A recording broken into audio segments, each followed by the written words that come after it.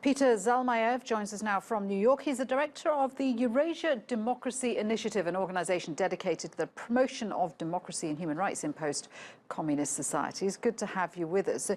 At the time, I remember when Russia invaded Georgia, there wasn't a strong international response, was there? I mean, certainly the US didn't intervene. Why was that? Well, the problem with that response was that it was inconsistent.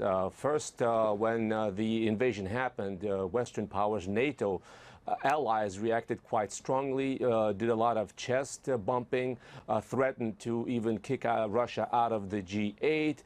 But then, after a few months, things went back to normal. Western leaders went on visits to Moscow, signed treaties with Russia, and NATO started talking about re-engaging with Moscow, which eventually encouraged, I think, Putin down the road that in the sense that his belligerent actions in the region would go unpunished.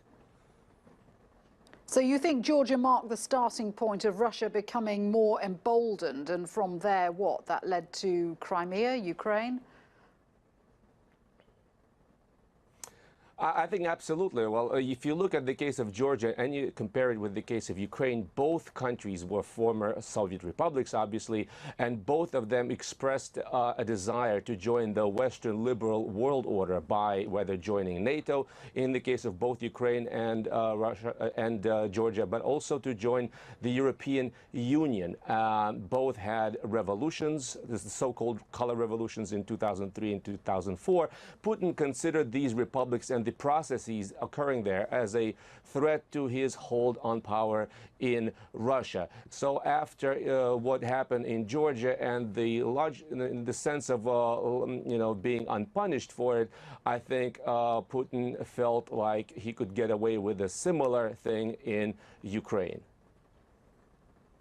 And we've got a situation today where there are still tensions between Moscow and Georgia. Moscow has said that there will be conflict if Georgia is accepted as a member of NATO. So how do you see this playing out?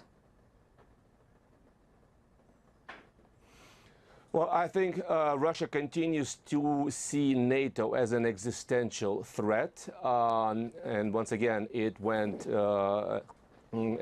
as far as invading Georgia and Ukraine in order to prevent, I think, that from happening. I believe that I think the ball is now in NATO's court. I am not sure that NATO has an appetite for expansion. Even going back to 2008, the talks between Tbilisi and Brussels, NATO powers, were inconclusive. I do not believe that in the near future we can expect either Georgia or Ukraine to join NATO. Peter, good to get your thoughts there. Thank you very much indeed for that. Peter Zalmayev there in New York.